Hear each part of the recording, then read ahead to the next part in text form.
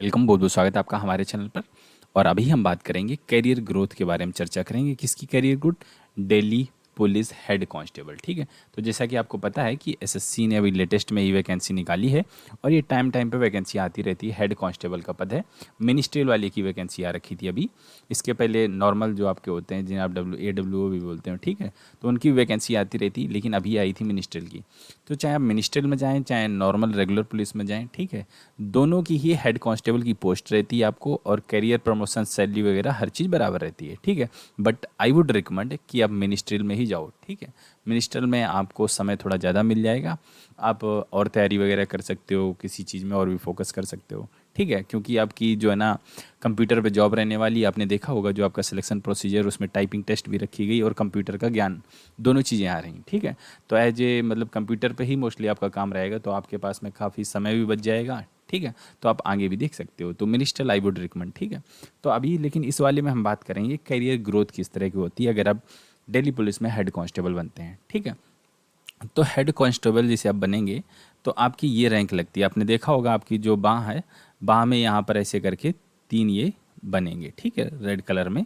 तो ये होती है हेड कांस्टेबल की रैंक। आपकी ट्रेनिंग होगी, जो आपकी ट्रेनिंग 4 महीने की होती है। ठीक है, 4 महीने की ट्रेनिंग के बाद आपको जब नौकरी आपकी चालू हो जाएगी, तो आप जो है ना रेगुलर हो जाएंगे जब आप, तो आपकी इस तरह की रैंक लगेगी आपकी बाह में। ठीक है, फिर इसके बाद आपका करियर ग्रोथ होता है अप टू, आप यहाँ देखिए, DSP DCP की रैंक होती है, डिप्टी कमिश्नर ऑफ पुलिस।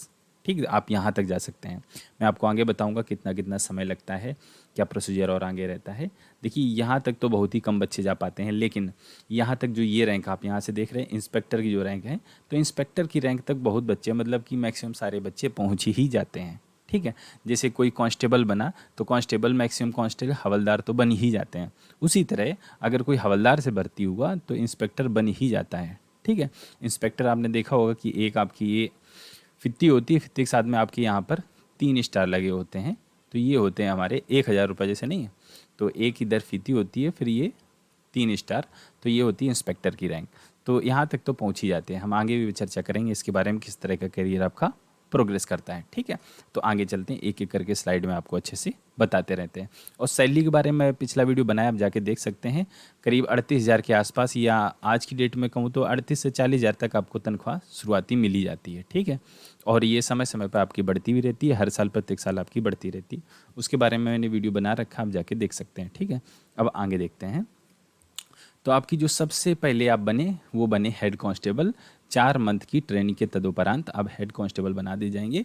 अगर आप मिनिस्ट्री में हैं तो आपको एक बढ़िया सी चेयर, ठीक है, और टेबल में रखा हुआ कंप्यूटर, वहाँ पर आपको कई तरह के काम जो कागज़ से रिलेटेड होते हैं, जैसे कि लोग जो पुलिस वाले हैं उनकी लीव का देखना, ठीक है, उनका जो है ना सैलरी का देखना, ठीक है, उनके और डॉक्यूमेंट जो रहते हैं उनके बारे में देखना, ये सारी चीज़ें मिनिस्टर वाले करते हैं।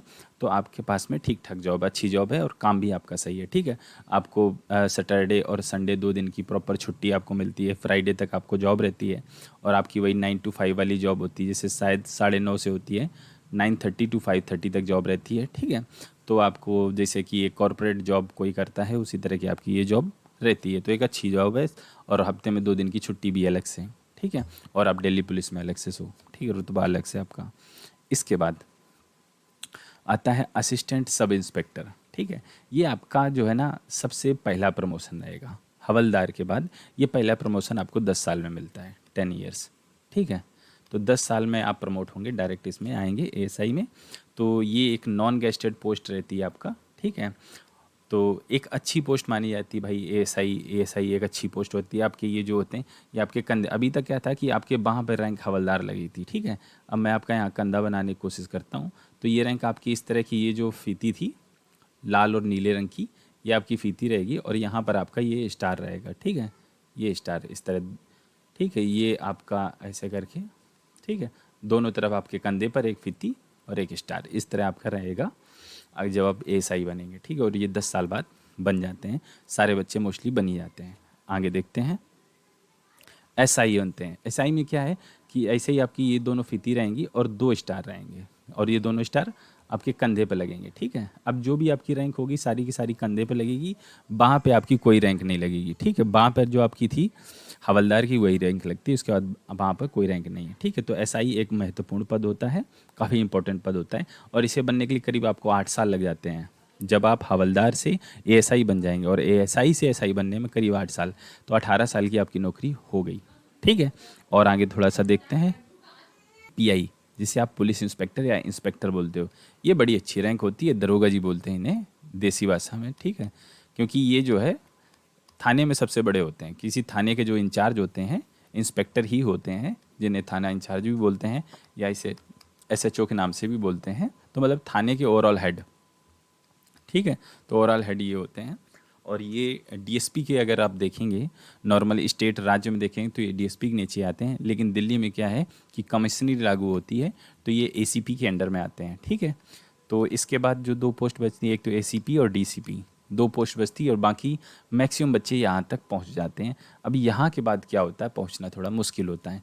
18 साल की नौकरी वहाँ हो गई थी और इसमें भी करीब 8 साल के आसपास लग जाते हैं, तो 26 साल के आसपास या 26 से 30 साल के आसपास जो है आप यहाँ पर पहुँच पाते हैं। जब तक आपकी उम्र हो जाती है, मान लीजिए आप 25 में भर्ती हुए और करीब 30 साल तक लग गए आपको यहाँ पहुँचने में, तो 25 और 30 कितना होता है, 3 2 5 55 साल हो गए, ठीक है।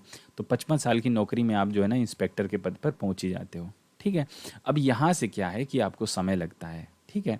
आपके डिपार्टमेंट में वैकेंसी कितनी है, भर्ती कितनी हो रही है, ठीक है। आपका पुराना करियर रिकॉर्ड आपका कैसा है, अगर बहुत अच्छा है तो ही आप जो है ना एसीपी और क्रमशः डीसीपी की रैंक पर जा सकते हो, बाकी यहीं से लोग बाग रिटायर हो जाते हैं, ठीक है। और क्योंकि आपके पास में बहुत ज़्यादा उम्र भी नहीं बचती है, आप मान लीजिए 55 साल के हो गए हो, ठीक है। और इससे जल्दी ही बन जाते हैं मोस्टली, कई लोग जो है ना 6 साल में बनते हैं, वैसे मैंने 8 साल मैक्सिमम टाइम दिया, कई लोग 6 साल में भी बनते हैं, ठीक है। वो कैरियर रिकॉर्ड के ऊपर होता है। अब इसके आगे का जो भी है सब कैरियर रिकॉर्ड, आपने कितने अच्छे से काम किया है, कि आपका जो है ना जो पॉइंट्स मिलते हैं जैसे कि नंबर दिए जाते हैं तो आपके अच्छे रहते हैं, तो आपको एसीपी और डीसीपी बनने में आसानी रहती है। तो इनके बारे में आपको आगे बताता हूँ, लेकिन ये जो है ना बहुत सारे हेड कांस्टेबल मैक्सिमम जो है 99% सारे बच्चे जो हैं यहाँ तक इंस्पेक्टर बन ही जाते हैं, एसएचओ बन ही जाते हैं, ठीक है। अब इसके बाद की रैंक थोड़ी बड़ी रैंक हो जाती है, और यहीं स्टेट पुलिस में देखिए तो डीएसपी होता है, लेकिन आपकी कमिश्नरी है दिल्ली में तो इधर एसीपी होगा। अब हम एसीपी के बारे में थोड़ा सा बताते हैं। अब ये एसीपी यहाँ पर आपको दिल्ली पुलिस डीपी लिखा होगा, और आपके 3 स्टार लगे होते हैं, सिर्फ 3 स्टार, यहाँ पर कोई फीती नहीं। इंस्पेक्टर में क्या था, यहाँ पर आपको फीती देखने को मिल रही थी 2, यहाँ पर कुछ नहीं है, नीचे दिल्ली पुलिस रहेगा और ये 3 स्टार। तो एक assistant commissioner of police ACP के नाम से जाने जाते हैं, तो ये एक बड़ी रैंक हो जाती है, ठीक है। अब आपके अंदर कुछ नहीं तो 5 थाने आपके अंतर्गत आ जाएंगे, 5 थानों के आप जो है ना इंचार्ज रहेंगे, ठीक है। तो बड़ी रैंक है ये, और हर कोई यहाँ तक नहीं पहुँचता है। अगर आप हेड कांस्टेबल से भर्ती हो रहे हो, आपको ट्रैक रिकॉर्ड अच्छा रखना होता है, तो आप यहाँ तक पहुँच जाते हैं, ठीक है। अब इसके बाद जो अंतिम रैंक बचती है वो हमारी आती है डीसीपी की रैंक, ठीक है, जिसे बोलते हैं डिप्टी कमिश्नर ऑफ पुलिस, ठीक है। ये जस्ट एसपी से छोटी रैंक होती है, ठीक है, डीएससीपी।